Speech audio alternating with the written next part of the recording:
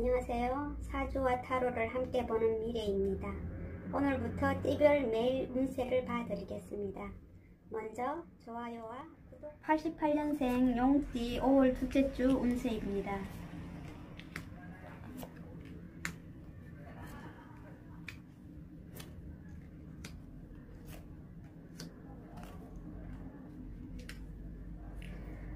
월요일 같은 경우에는 타인은 내 맘 같지 않습니다. 너무 내 마음을 다 비친다는 거는 내가 가지고 있는 어떤 비밀스러운 일 아니면 이야기하지 않아도 되는 이야기를 함으로 해서 좋을 거는 없을 것 같고, 화요일 같은 경우에는 그로 인해서 내가 좀 숨기고자 했던 일이 드러날 수도 있는 날이다 라고 되어 있습니다.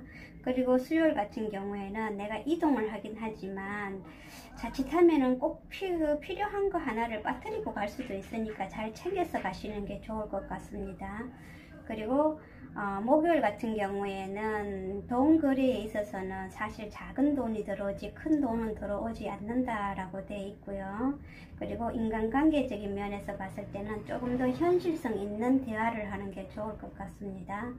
그리고 금요일 같은 경우에는 내가 문서 작성을 한다든지 아니면 대출을 낸다든지 뭐 이런 일을 한다고 했을 때에는 좀 안 될 수도 있다라고 되어 있는데, 내가 꼼꼼히 준비해 갖고 간다면 그렇게 나쁘게는 보이지는 않습니다.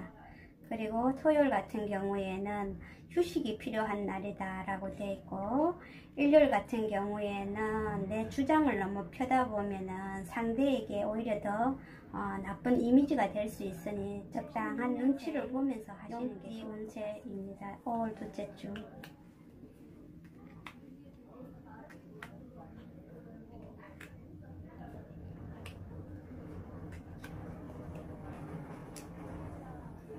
월요일 같은 경우에는 거래에 있어서 확실하게 내 편이 될 수 있는 사람을 잡아서 거래를 한다고 하면 순간적인 힘에 의해서 거래가 된다라고 되어 있습니다.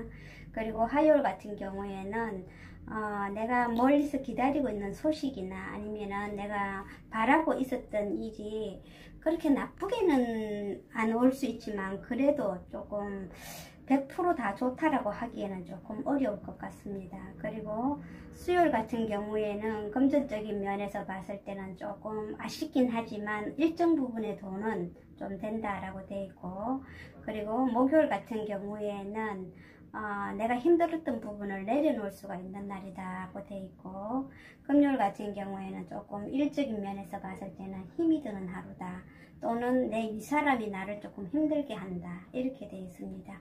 그리고 토요일 같은 경우에는 내가 보고 싶은 것만 보려고 하지 말고 주변 환경도 좀 둘러볼 필요가 있다라고 되어 있습니다. 그리고 매매적인 면에 있어서는 내가 너무 돈만 따지다 보면은 그 매매가 잘 안 된다고 되어 있으니까 조금 고려해 보시는 게 좋을 것 같고, 일요일 같은 경우에는 내 힘든 걸 다른 사람에게도 너무 알아달라고 징징거리지 않았으면 좋을 것 같습니다.